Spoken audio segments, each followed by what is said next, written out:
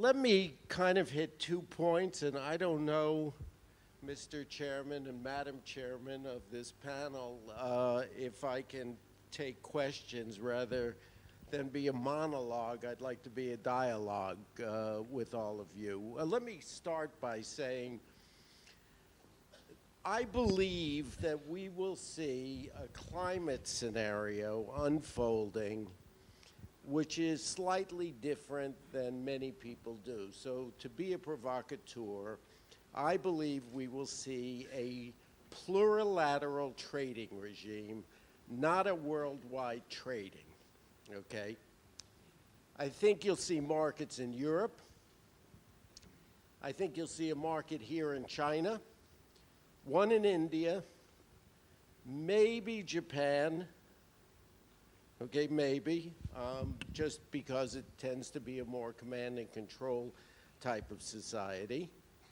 And 4 or 5 markets that are together, arbitrage, just the same way we have a Brent crude, West Texas Intermediate, that it will evolve with different kinds of markets in different kinds of countries. So that's number one. Each country will have specific needs, and I believe they should address their climate policy in terms of their own cultures. But I do believe there will be linkages through certified emission reduction, CDM projects, et cetera. Okay? Conclusion or provocateur point 2. Yesterday's elections in the United States were very bullish for cap and trade, okay? There was a proposition on the ballot, Prop 23, which was meant to overturn the California law establishing cap and trade, and it lost. The United States is a federal republic. Things are ground up. Seat car laws started in California. Each state had them, and then it turned into a national standard. So we're a bottom-up society, and I would not go short American citizens' will and desire. That law was the subject of, I should say shell excluded, but the greatest war and expenditures by the oil industry to defeat that yesterday, and it went nowhere. If the people of America can vote, they are conscientious and concerned about the world environment. So recognize that we're slow and we're cumbersome, but I think it would be a danger to assume cap and trade is dead in the United States. It will evolve, there will be regional markets, and it will be much like the seatbelt.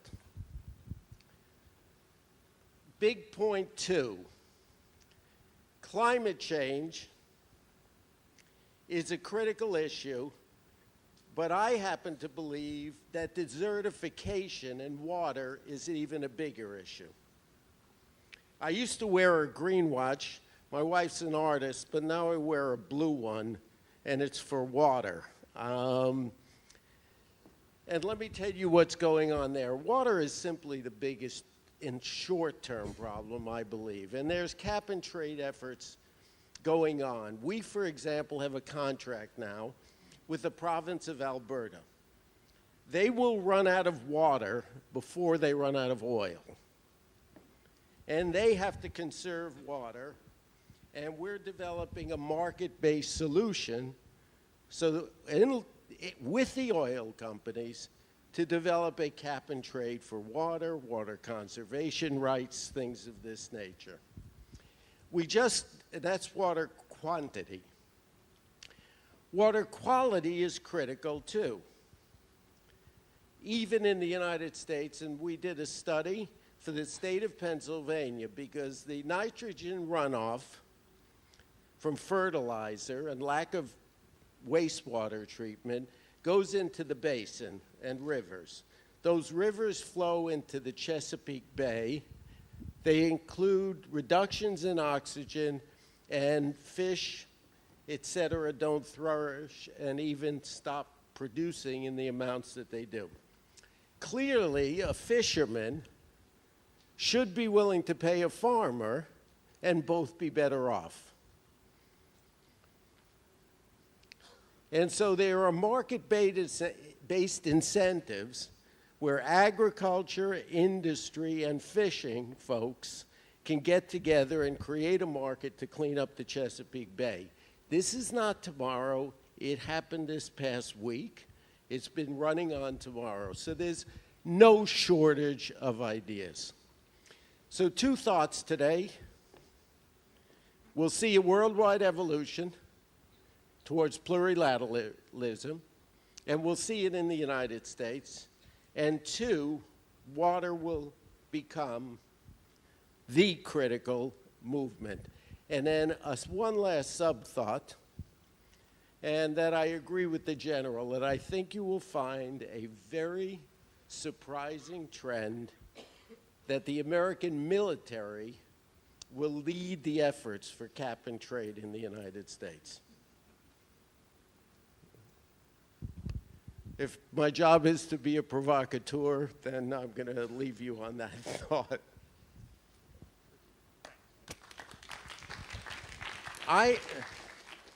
Shall I take questions because I have to leave, or shall I just say farewell? Yeah, Richard has to depart relatively shortly. So we thought that maybe we should just take some questions and comments on this market-based area straight away, and then we'll move on to the final presentation, the wider activity. So, yes, there's a gentleman down here. Number 8. Richard, there's been mention of, you've talked about cap and trade, but haven't mentioned taxes or fees. And there have been other people, Jim Hansen spoke and advocated a tax. My guess is that most of the people in the room don't really know the relationship between these two, and that there's a certain economic equivalence of a tax and a cap and trade system. But I'd like to know your opinions about the interaction between the two, whether you think one works better than the other. There seems to be a certain current within the environmental movement that's against cap and trade. And I'd just like to know what your thoughts are about those things. Well, first of all, I'm biased because I've been working in cap and trade for 20-odd years. So let me say I have a position on it.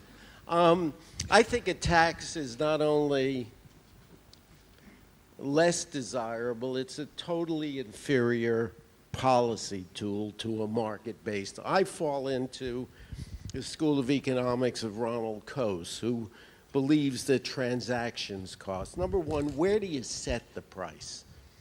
When the oil or gasoline was $1 a gallon in the United States, everybody said if you could only put $2 on it, you would change, and put a $2 tax, you'd change patterns of behavior.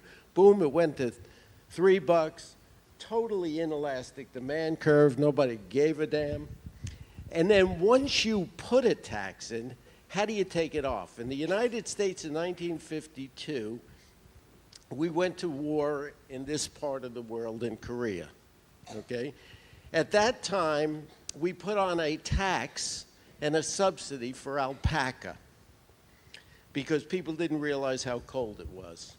Any guess about when the Korean War ended in 54? Anybody have any idea when the alpaca subsidy ended? 1995. So they're sticky. Once you put them in place. 2, there's inelasticity. 3, I don't know anybody, if you do it at the corporate level, that pays the stated corporate rate of tax. So there's a huge arbitrage opportunity. Every major industrial moves profits in whatever zone is cheaper. And you may put a tax on in one area, and it will fall out of it. So I guess in summary, I don't know where you set the tax. Once you put it on, I don't know how you take it off. And 3, it doesn't uniformly affect all people. So I think it suffers from those policy failures. I've got 2 or 3 people here. There's a gentleman over this side, and there's Jim Hansen here. Jim, you take it first, and then the gentleman here's number 2. Yeah, well, let me just say a few things about that. First of all, when do you take it off? Never. We're never going. We want the coal to stay on the ground permanently. Of course, you do not take it off. That's the great thing about a price on carbon. You want to stay there permanently. But the main thing, you say market-based, there's nothing more market-based than a price on carbon. That's the perfect way to get the market to work. Put a price on the bed, and that price needs to be continually increasing. So it's not that difficult, and any economist who's really looked at this will say that's the most effective way. Now we have a cap and trade. Wait a second. Let me. Okay. You spoke. Let me speak a minute. The Waxman-Markey, the cap and trade, which you're hoping might be revived, that aimed for a 17% reduction, but it's tricks. At best, it's half of that. In contrast, if you put a gradually rising price, just 10 cents a ton of carbon dioxide increase per year, by the end of 10 years, the economic models show that would give you a 30% reduction in American CO2 emissions. And the reason, that is what you need in order that it be elastic. Of course, and that's exactly the problem with cap and trade. It fluctuates. The price on carbon fluctuates. So consumers don't respond if they think it's going to fluctuate back down. You have to have a monotonically increasing price on carbon, and then the public will understand, and even more important, the business community will understand this is real. We've got to make innovations. We've got to develop low carbon energy sources, and we'll make money if we do it. But if you're doing this, which is what cap and trade does, then you're not going to get those benefits, and that's been proven empirically by attempts to do that, and it's theoretically also. Let me respond. Jim, what's your training, and are you an economist? This is common sense and empirical. No, I'm not an economist. What is your professional training? In physics. Can we talk physics? Sure. Can I give a lecture on physics? Sure. Go ahead. I'm just being ironical, but let me answer your points. I think it's not uniformly held by the economics profession that a tax is better than price. That's fact one. I happen to be one economist, then if one is an exception, that's there. So let me answer your points. Secondly, I think that what experience we've had in cap and trade, in SO2, worked beautifully, and the ups and downs basically cause inventive activity, and they cause resources to be allocated in a proper way. So the ups and downs are really what's good. The best cure for low prices are low prices. The best cure for high prices are high prices.